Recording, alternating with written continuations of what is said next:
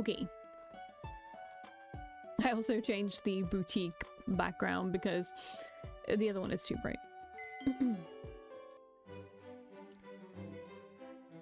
The sun rays blind my eyes as the curtains get thrown open. How long have I been asleep? I was fretting all night, but I guess I must have dozed off after all. Lady Valkii, it's time to get up, says Mandy. Mandy, who was my personal handmaiden for the entirety of my stay here at Howell Manor. Mandy, who...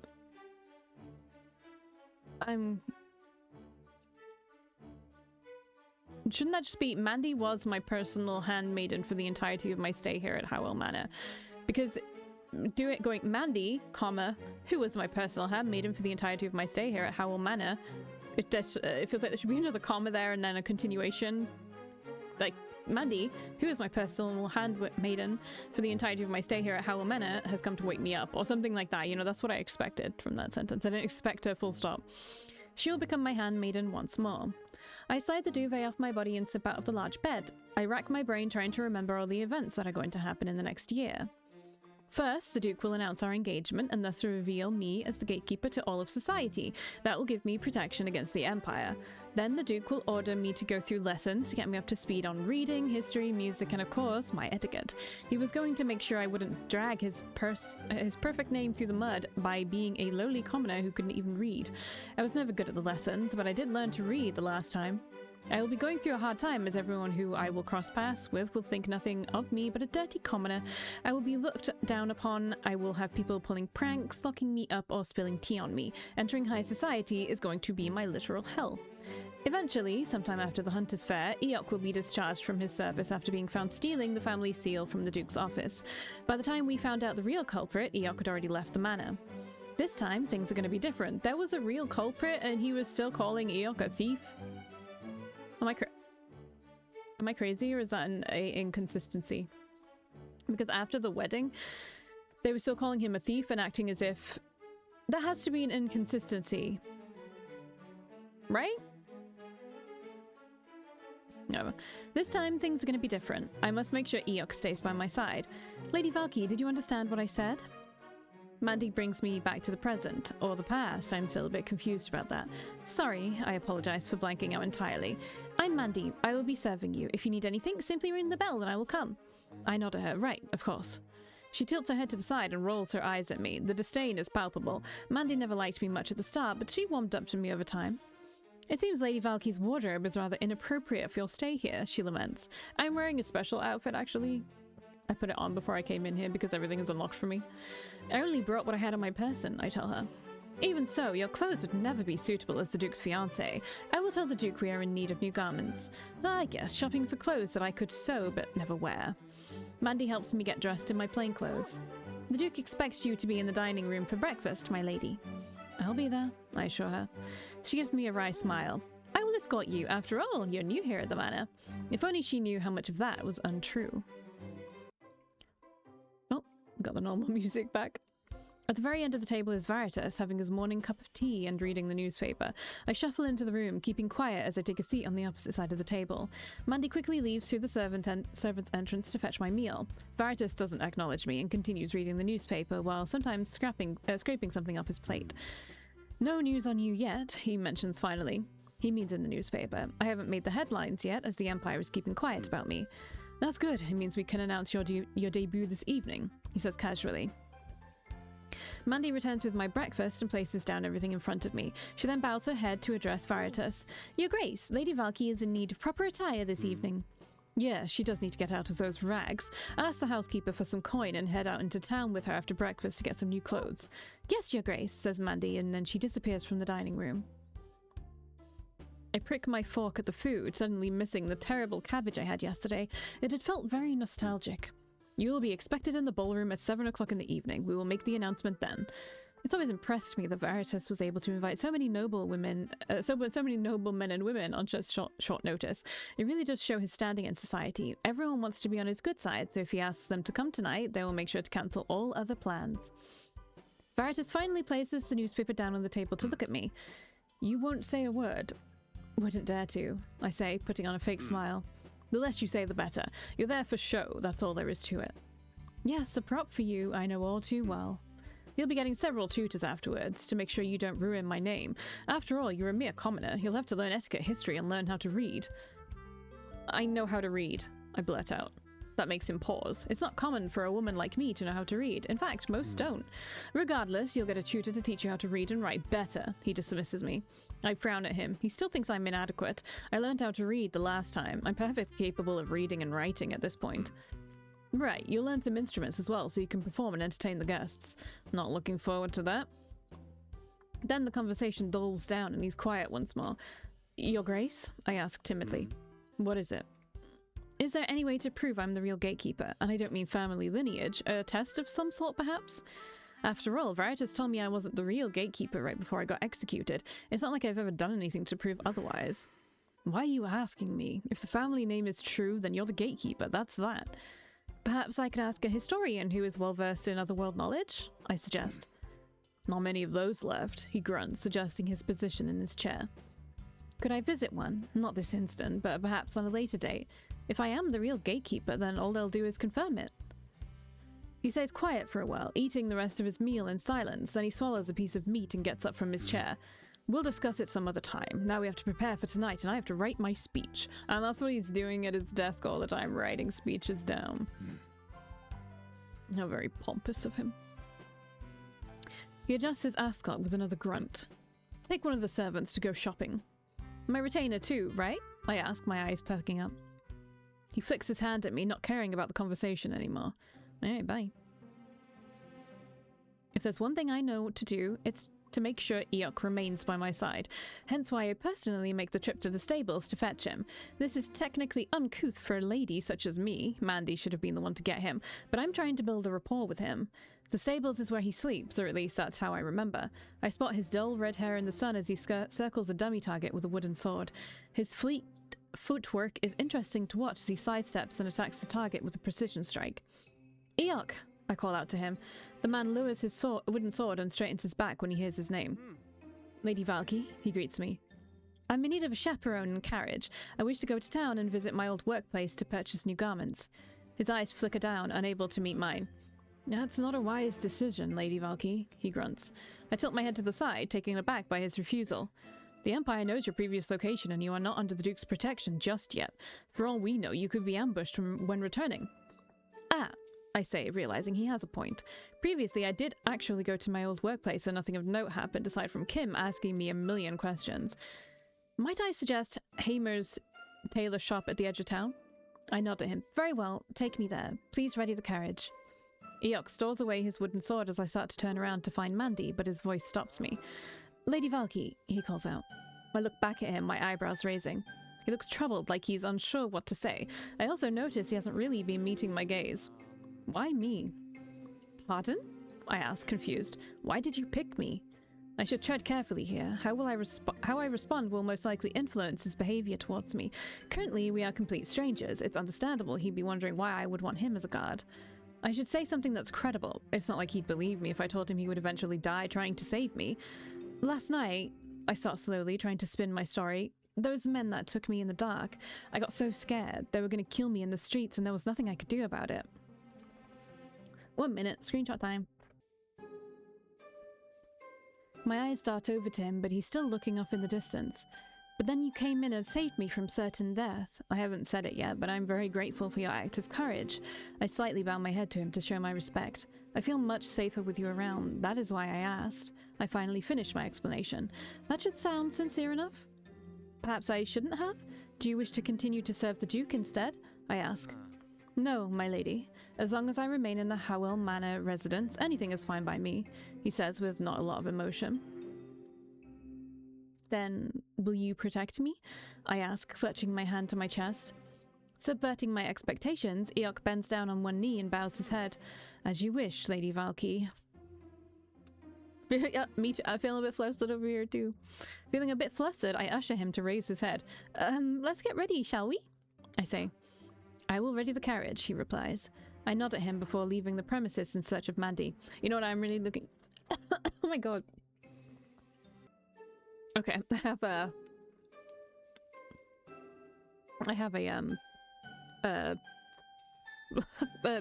cough drop thingy. I don't know what's wrong with my... throat. It just happens super randomly. I nod at him before leaving the premises in search of Mandy. That EEYOK, he is a bit of an enigma. I can't get a read on him. He looks so disinterested in me, yet I'm somehow expected to believe he'd die for me? What happened during the time he left the manor? I can't have him leave this time around, not if I want to prevent the exact same scenario that'll lead to my death, which means I'll have to make sure I change his mind about me, to have him want to protect me for real. I'm gonna have to win him over somehow. She doesn't question him saying I failed again. I'm gonna finish this post. Okay. First I need to find Mandy. The carriage halts. We're here. Ooh. Seems we're here, my lady, Mandy remarks, looking out the window. The door is opened and Mandy gets out first, and I follow suit. EEYOK is standing at the door holding out his hand. Oh. However, when I take it to steady myself, something startling happens. During a small window of time, I notice a glimpse of disgust on EEYOK's face as he pulls his hand back in retaliation, causing me to lose my balance and I slip off the step, falling onto the ground. EEYOK, you're disgusted by me! Ain't no way. There's something else going on here. My hands and knees slam first into the cobblestone. I wince in response. My knees were already scratched up since last night. This isn't helping. EEYOK stands there, stunned for words. Even Mandy doesn't rush to help me get up. But I didn't mistake his expression. It was the same as it was the first time it happened. Disgust. I'd nearly forgotten since it was so long ago. Apologies, my lady, he says profusely, shaking his head. I get up with the help of Mandy and she dusts off my clothes. Leave it. I'm getting new ones anyway, I say, dismissing her. I divert my attention to EEYOK, who is looking down at the palm of his hand he used to hold mine. EEYOK's reaction to holding my hand is baffling, for sure, but it really does mean one thing. He doesn't harbor any affection towards me. I'm a stranger to him, or perhaps even worse than that. It doesn't come as too much of a shock. He and everyone else dislikes me.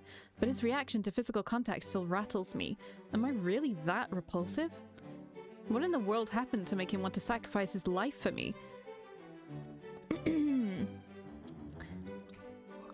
Still, he must know he was in the wrong here. I know I'm just a commoner, but that is no way to treat me, I tell him sternly. EEYOK gulps, so even he can feel guilty, and he looks down at the ground. 1,000 apologies, my lady, he says. It won't happen again. It is in your best interest that it doesn't. If I fall, you're supposed to catch me, not let me fall. I shall do my best, he says, closing his eyes and bowing slightly. Ooh. My lady, let's go inside. We mustn't dawdle, says Mandy, impatient to get things going. I wince slightly as I take a step towards the tailor. I should take a nice bath after all of this is over to soak my knees in hot water. When Mandy opens the door for me, EEYOK posts himself right outside the entrance. Come in. I give him an odd look before entering. Are you staying outside? Yes, my lady, he answers. That won't do. What if anything happens inside? I question. He pauses for a second. Yell loudly. Mandy snorts behind me, but quickly covers it up with a cough. Why not come inside? It's probably going to take a while. Awkwardly, he looks away. I'm not suited for such ventures. My place is here. But we need someone to carry the clothes, Mandy whines. I'd feel more comfortable if you were close by, I say. EEYOK bites down on his lip, but eventually sighs in submission. Very well, I shall accompany you inside. My throat really isn't that much better, but we're just going to power through because I really want to play this.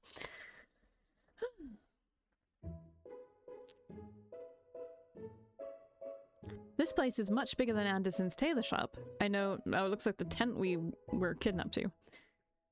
I know of it all too well. It was our rival, after all. They treat the highest of nobility in society, going for house visits and the like. A man walks up to greet us. Good morning, ladies, he says, bowing slightly. Then he takes one look at me and completely disregards my presence, directing his attention to Mandy. Even though she's my handmaid, she's dressed better than I am at the moment.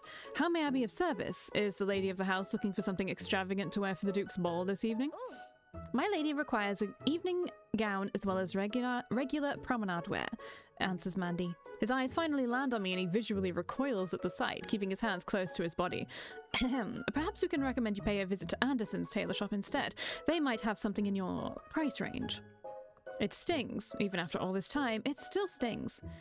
Mandy, I start, tilting my head towards her. Please remind the gentleman whose house you serve. Yes, my lady. She obediently bows her head. I serve the Duke of Erring, and our lady is in need of new garments. Your finest garments, I stress. The Duke, he repeats, seemingly not believing a word we say, but then he takes one look at EEYOK, Veritas' previous personal retainer, and he knows. Right away, my lady. This way, please. We can show you all the latest fashion across Europe. He wildly gestures for us to follow him. I exhale a breath I'd been holding in this entire time and roll my shoulders. I never did get used to this. We are led deeper into the shop, passing by several seamstresses and tailors doing their job. As I stand in front of a mirror, one garment after the other gets paraded in front of me. They stitch the pieces onto me and make sure they fit in my measurements. It's quite the undertaking. I should know it takes time to alter the dresses to fit my body. Never had I imagined I could own several dresses before I met the Duke, but now I'm already looking at 4. 4? Did you only own 1 dress before? When did you wash it? However, the glamour of it all has lost its sparkle. It ends in my death. I can't be happy about these gorgeous fabrics and excellent embroidery. You look splendid, like a real lady, Mandy gushes once I showcase another dress. I know she meant for it to sound like a compliment, but it really isn't. Doesn't she? Mandy asks, turning to EEYOK, who's been pretending to be background decoration all this time. Huh? Excuse me? He says, looking up, feeling unnerved that someone spoke to him. She looks beautiful now, right? A dress surely makes the person. EEYOK finally meets my gaze, fidgeting with the hilt of his sword. Yes, a lady. My god, my throat is so fucking annoying. Well, thank you for this stiff compliment. I'm not on the game. I'm still not on the game. Let's not pester the poor guy for compliments. EEYOK needs to focus on my protection, I say. Any gentleman should be paying a compliment to a lady, Mandy mumbles, but I guess you're not one just yet. I press my mouth into a thin line.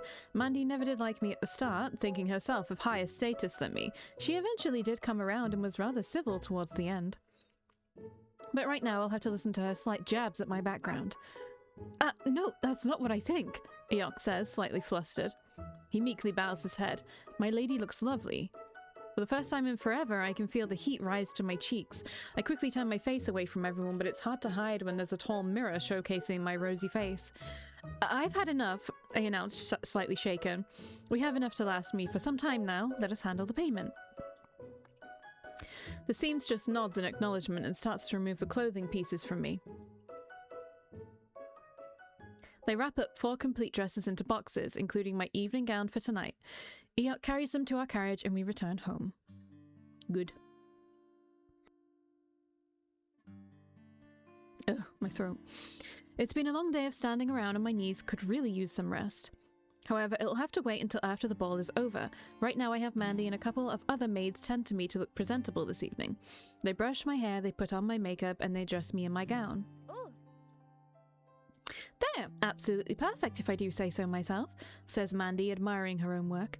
I feel like a doll that's been dressed up. Fit to be the Duke's fiancé. No matter how much I look the part, people aren't going to agree with that sentiment, but they can't openly complain about it. After all, they want to be on Veritas' good side. Instead, I get nasty comments and gossip. Not looking forward to a repeat of that. You ready? Mandy declares. Time to let the world know who I am, I grumble under my breath. Man, I know there's like obviously supposed to be a build-up for EEYOK and the MC, but I just want to get into it already, you know? It feels like we already know EEYOK, even though we don't, because we were with EEYOK on James's route, so it just kind of feels like we're waiting too long, you know? And I think EEYOK's route is the second longest below James's, so it's gonna be a while. Of course, by the time I arrive, the ballroom is already packed with nobility. It feels like a repeat of my wedding, which gives me an ill feeling. Veritas greets me, or rather takes me to the side. Come and don't say a word, he orders me. I follow him as we avoid most of the crowd by going around them. And then he leaves me standing on the sidelines as he enters the dance floor, raising his hand. Couples who were dancing before stop, though the music continues. Ladies and gentlemen, thank you so much for coming on such short notice, he announces loudly. After all, I have a very important announcement to make. With the start of the season, I am here to say I am no longer eligible. The crowd murmurs among themselves as Veritas continues to talk. I have found my fiancée in the young lady Valkii Alderton. Veritas points at me and all heads in the room turn to stare and gawk. Come here, Valkii. I say nothing as I step forwards into the spotlight, feeling all those judging eyes piercing a hole in my back. It's exactly like last time. The murmurs, whispers, criticism. I wasn't introduced with a title. I have no title. I am not nobility nor royal. I am a commoner. Now, you may think it odd, and I assure you it's all with good reason, Veritas explains. 100 years ago, there were gates all over the continent leading to the other world. Those gates were guarded by a group of people with special blood. Do we think that EEYOK is from the other world? I don't know. The gatekeepers. It becomes eerily quiet now. The Empire ordered the closure of all the gates, and with it, the death of all gatekeepers. He gestures towards me. But I have here the final lineage of this special blood, the last gatekeeper. Gasps can be heard in the crowd, the murmurs becoming louder and louder. The gatekeeper holds the gates closed, protecting us from the other world. Valkii Alderton is our only gatekeeper and my fiancée. You will address her as Your Grace or the gatekeeper from now on. At this point, everyone is talking loudly. Some are shouting. I twiddle my thumbs in silence. She will protect us from harm, Veritas continues despite the rowdy crowd. How was everybody protected previously? From now. She'll protect us from the dragons! EEYOK is a dragon! No, I'm kidding. Dragons. There it is. Funny, I'm supposed to be protecting them from dragons when I've never even seen one. We'll just go for another chapter. These are quite short. I remember James's being long. It's all relatively quiet, like the calm before the storm. Eventually the storm starts and I will be swamped by fake invitations from nobles now that I've been announced to society. I had not only debuted as Duke Veritas's fiancé, but as the last living gatekeeper as well. And that causes a lot of buzz. I remember it all too well. The Viscountess Kotov also extended a tea party invitation for today, says Mandy, reading from a bunch of invitation cards. You must attend that one, says Veritas, looking up from his plate. I bite down on my lip. That tea party was made to humiliate me, to show I am just a lowly commoner and have no business being in this world. They even spilled tea on my dress. Perhaps I can avoid going altogether this time. Yeah, but don't you know more now? You're not a commoner, really? You were like groomed for a year to be, you know, a duchess? I don't want to go, I say honestly. My reply doesn't even warrant a reaction from Veritas. You don't have a say in the matter, he says dismissively. The Kotovs are treasured allies of mine. If they invite you, you must go, even if they intend to humiliate me. Finally, he looks up. Then grow better skin. Anger rises within me. I grip my knife tightly to keep my emotions under control. Better skin, you say? Perhaps I need a sharpened knife. I'll go. But I also want some time to myself to visit an otherworld historian. Veritas lets out a tiny sigh. That again. You are the gatekeeper. There is no proof needed. Actually, there is. Your word is not the fucking law, dickhead. I place my fork down and fix my eyes on him. I insist. Go to the tea party first, then we'll talk, he says. That's just him being like, go to the tea party and I won't see you for the rest of the day. There's no getting around the tea party. History must repeat itself, it seems. Your tutoring lessons start tomorrow as well, he notes. Great, more lessons to take that I've already taken. Mandy, I'm done. But Your Grace, you've barely touched your food, she cries out. I have no appetite, I say, and I get up from the table. If I'm going to this tea party, I'm going to make sure I come out on top. I will not be humiliated a second time. Hell yeah.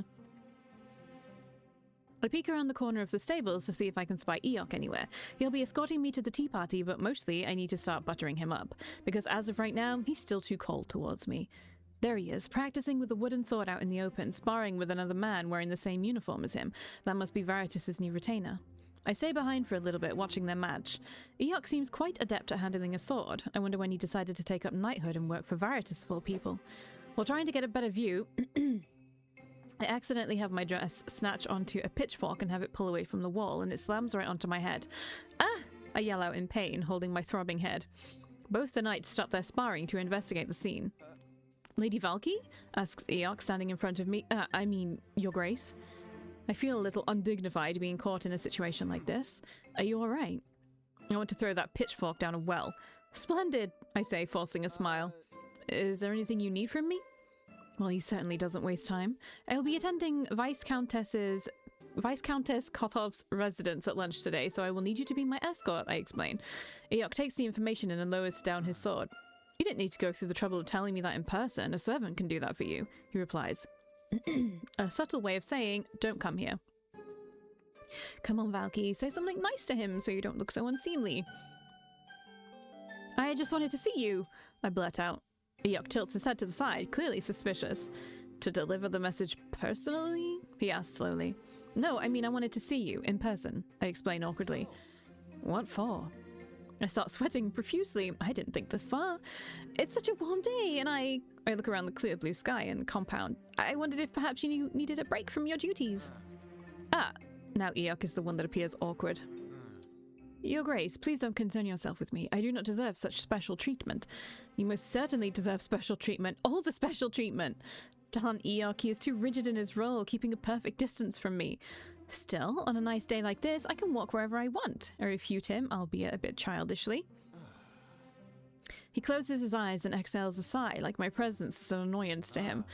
Your Grace, you can do whatever you wish, though I recommend you take a stroll in our gardens instead. It is a much safer place to be than the stables where you can get dirty or hit by a runaway pitchfork. I feel myself blush. He saw me get hit. The other knight in the background snorts in response, but quickly turns away from my peering eyes. I understand, I say, and dramatically turn on my heel to leave. Please ready the carriage soon, I announce as I leave the premises. Embarrassed that my efforts to get to know EEYOK better were a failure, I retreat to my chambers.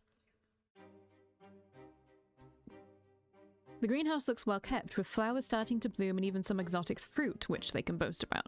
But despite the pretty picture, everything in my body is telling me to get out of here. There's a flock of noblewomen sitting at the table, ignoring my presence as they whisper among themselves.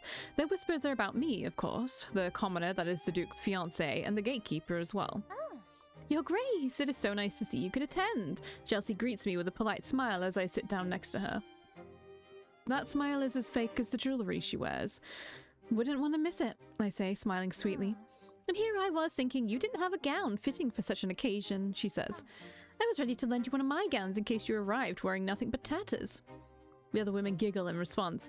I feel myself getting smaller in their presence. It's exactly like last time. They're just here to pick on me. I gather my courage to sharpen my tongue. There's no need to give me outdated fashion, I say. I was a seamstress before, so I can spot old trends straight away, I say, giving her a pointed look. Chelsey gasps, and so do the other ladies at my audacity to bite back. I feel slightly vindicated and can't help but smirk to myself. A lowly seamstress, how crude, says Chelsey instead. My Lady Chelsey, you may want to go to Hamer's tailor shop to see about updating your sleeves. They gave me excellent service when I went there. Chelsey huffs indignantly, tucking away her sleeves from sight.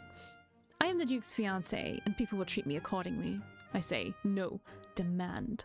The ladies stay quiet, realizing I'm not here to be messed with. I must remind them of my higher standing and that I should be treated as such. I am not going to have a repeat of the little seamstress who's out of her element. Yeah, this is the whole point of, like, getting a second chance. You're not supposed to be the same meek little baby you were before. You know everything. Eventually, one of the other ladies changes the subject. They've been dying to ask me questions about being the gatekeeper. So, have you seen any dragons? Asks one curious lady. No. Do you have any special powers? Asks another. No. Do you glow at night? Not that I can recall, I answer dully. What do you even do as a gatekeeper? Asks another with a huff. Marry the Duke, it seems, I reply. Are you human? Asks the first curious lady. Last time I checked. One of the ladies is about to ask something along the lines of, prove it, but Chelsey butts in. Oh, stop it, ladies. I'm sure she doesn't want to bore you with all that information, announces Chelsey. Not exactly the topic to be discussing at tea, she stresses. Right. How is your husband? Asks a tall lady. He's busy, says Chelsey, sighing a bit. Are you still trying? It must worry you not to have an heir yet. Chelsey looks uncomfortable at the question. In my original timeline, Chelsey did get pregnant and gave birth, but lost her baby a couple of months in. They think it was a fever, the baby was too hot and they couldn't lower their temperature. I briefly wonder if there's something I could do to prevent the baby's death. But then I remember I have no fondness for Chelsey whatsoever, so I don't feel obligated. What the fuck? The baby didn't do anything wrong, though. He's keeping the casino running. Doesn't have much time for anything else, she says. Ah, yes, the casino must be running well. The other lady replies. Viscount Alexander Kotov runs a casino in town. Only the highly esteemed can attend, which includes the Duke. Many a night did he spend his time there. Whether he gambled or not, I do not know. Just the other day, we had a baron try to make his way in. Can you believe it? A baron! Chelsey says, mocking outrage. The other ladies snigger in response, like it's a grave offense of someone with a lower title to try to enter the casino. The Viscount told him there's a minimum buy-in and he wouldn't be able to afford it lest he sell his title, Chelsey recounts. Chelsey quietly sips from her tea and looks up at me with her green eyes. If you have no money, you can't do anything. I feel sorry for those poor people. Oh my god, my cat is so wet. Oh dear. Sorry, had to say hello to my cat who was wet. I feel sorry for those poor people. The other ladies nod in agreement. I can't imagine what it's like having to live like a poor commoner, says another, looking specifically at me. What do they even do? Can they even play the piano? No, we just eat cabbage, like a lot. You know, they spend their time working in the dirt all day long, Chelsey says flippantly. Working in the dirt is not good for my skin, says the tall lady. Don't worry, Your Grace. We have excellent skincare products available, so no one can tell you we're a dirty commoner, Chelsey says arrogantly. The other ladies giggle. I don't say anything at this moment because I'm getting flashbacks from the last time this exact conversation happened. Because what happens next? A maid walks into the greenhouse carrying a tray of cups filled with tea. I keep my eyes on her like a hawk. In a dramatic fashion, the maid trips over nothing and the plate goes flying out of her hands. But I'm already up, dodging the incoming avalanche of tea. And instead of spilling onto me, it spills onto the person who'd been sitting next to me, Chelsey. Ah! She shrieks loudly as the tea spills onto her lap. It's hot! It's hot! My lady! The maid exclaims in response, hurrying over to help her out. I step away, keeping clear of the action. Not this time, they didn't get me. Well, it's a shame our tea party is broken up so soon, I state in a mock tone. Lady Chelsey, I'm sure you could send your dress over to the finest seamstresses in the city. You could also tell them to update your wardrobe while you're at it. It'll be more fitting of your stature. Chelsey puffs out her cheeks, but decides not to respond as she furiously wipes at her dress with a napkin. I think I may take my leave. Thank you very much for this delightful tea party. I hope we can do this again, I say, smiling broadly. Then I stride away from the room, feeling all their eyes glaring a hole in my back. Does it make me a bad person to feel vindicated that Chelsey got her dress ruined instead of me? No, it's fucking fine.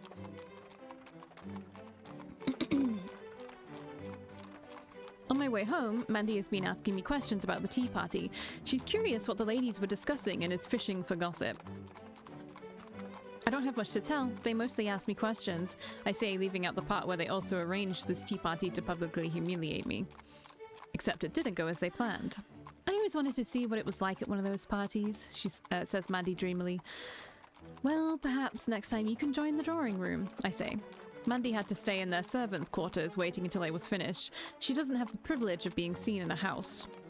I let out a tiny sigh and stare out the window. Their discussion about being poor made me think.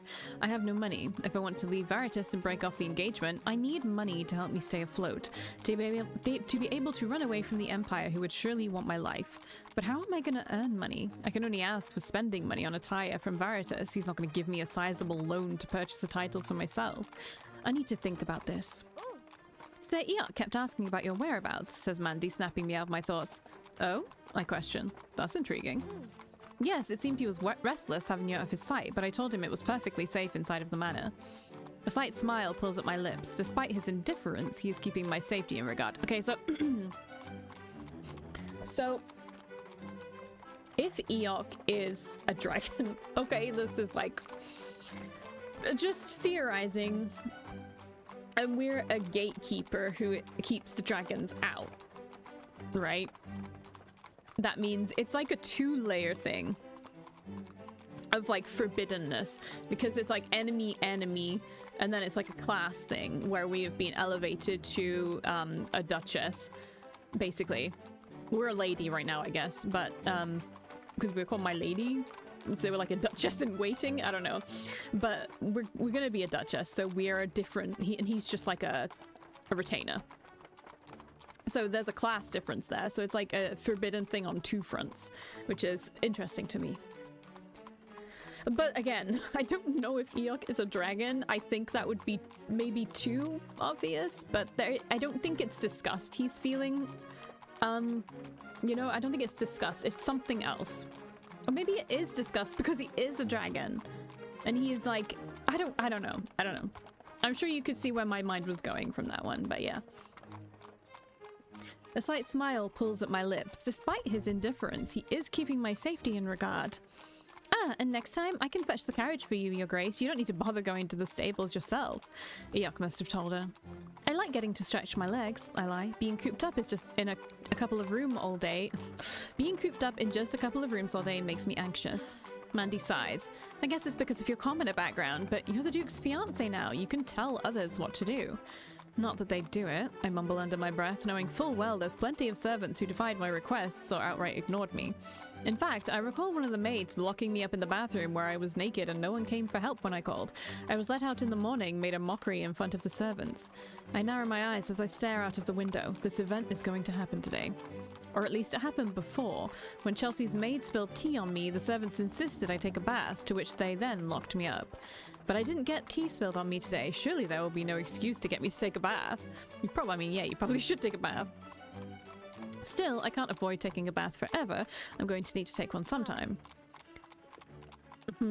Your Grace, you look so weary and tired. I suggest taking a bath when you get home. Speak of the devil. A bath?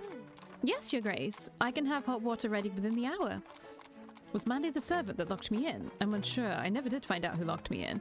She did look the other way at the very least, making her as culpable as anyone else in my opinion. Guess that event is happening after all, but this time I'll be prepared. How?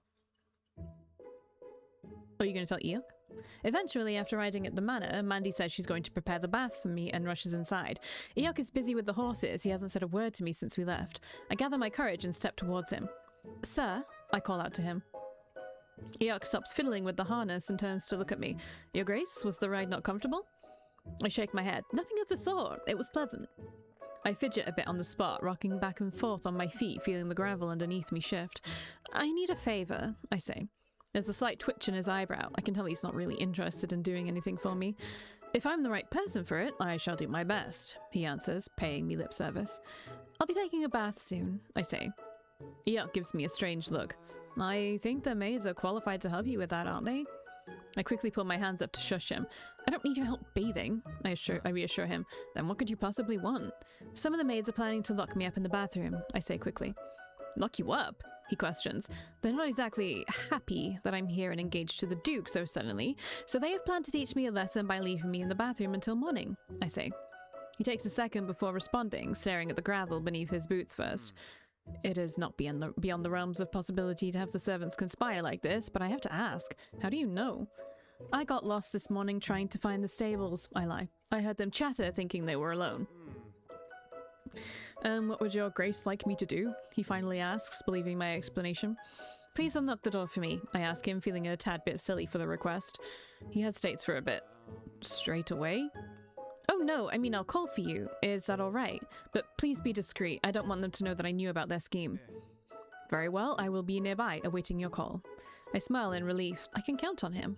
Thank you, I say. EEYOK gives me a strange look, mumbling something under his breath. What did you mumble? I want to hear what you mumbled. Right, thanking servants is not something nobility does. Even previously I had never gotten used to that, as I had been taught since childhood to thank others. I'll go take that bath in an hour, so please be on duty. EEYOK nods in acknowledgement, then continues unstrapping the harness from the horses, ignoring me. This is gonna be hell waiting for this relationship to, like, soften and bloom, you know what I mean? More hell than James, because I actually really want this to already happen. Even though it wouldn't feel deserved, it would be too soon. I just want it to happen. At least I got him on my side. Here I am, back again in this marble-plated bathroom. Your bath is ready, Mandy announces as she guides me into the room. Here, I will help undress you. It's always been uncomfortable having others undress me until I'm standing there completely naked. Never got used to it. But I let Mandy do her thing as she disrobes me and takes away the clothes. That part was key, of course, leaving me naked and stranded. You can ring the bell when you're done, she says, smiling in a way that doesn't reach her eyes. Very well, I say, dismissing her. Mandy leaves the bathroom and I hear a very distinctive click as the lock falls into place. Curious how I never noticed the sound before. Only in hindsight I am able to pay attention to it. It's also obvious knowing what they intended to do to me today. I feel sheepish not realizing it before. But I push it out of my mind and dip my toes into the warm water. I take in a large breath and finally step inside of the tub.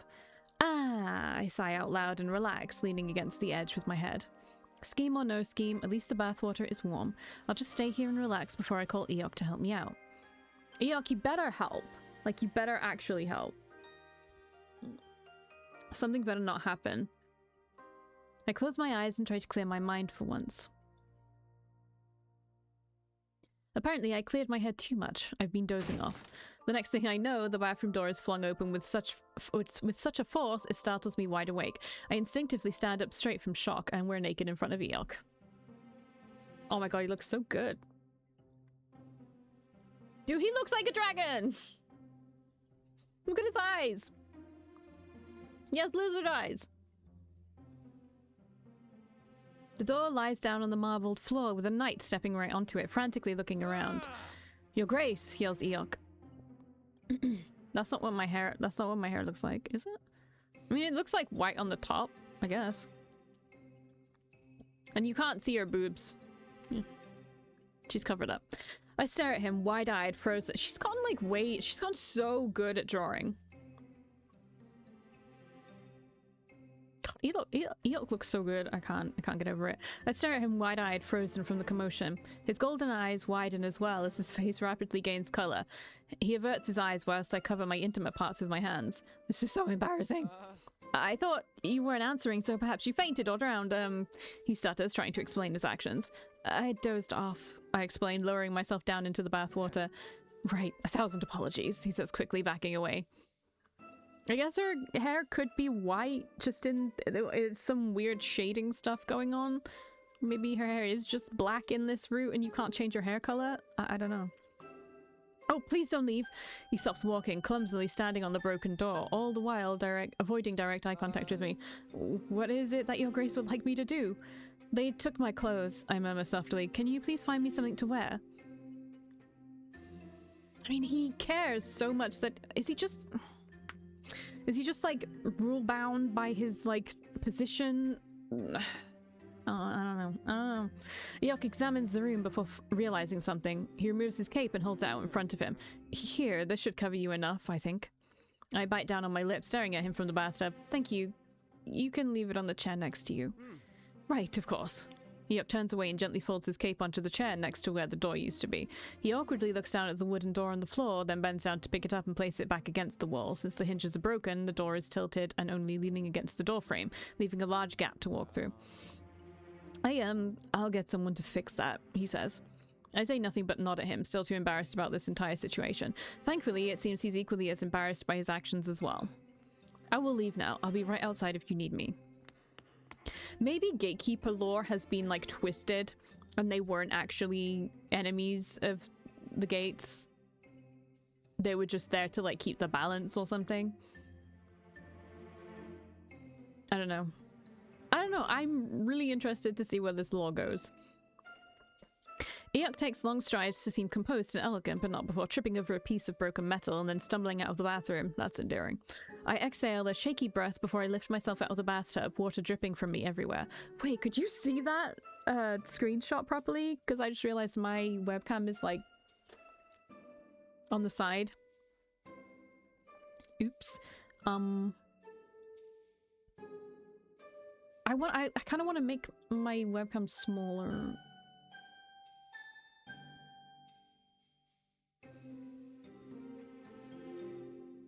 I can't put myself over the writing.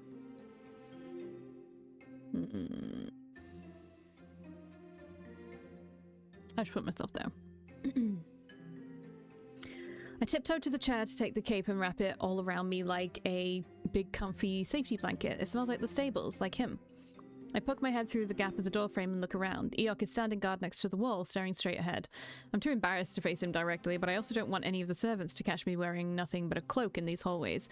Sir EEYOK, could you escort me to my chambers? I ask him in a tiny voice. Of course, Your Grace, this way, he says, not giving me a single glance and leading the way. I follow him in silence all the way to my bedroom, trying to scrape up all the remaining dignity I have left. It's fine. It's fine. I will see you in the next one.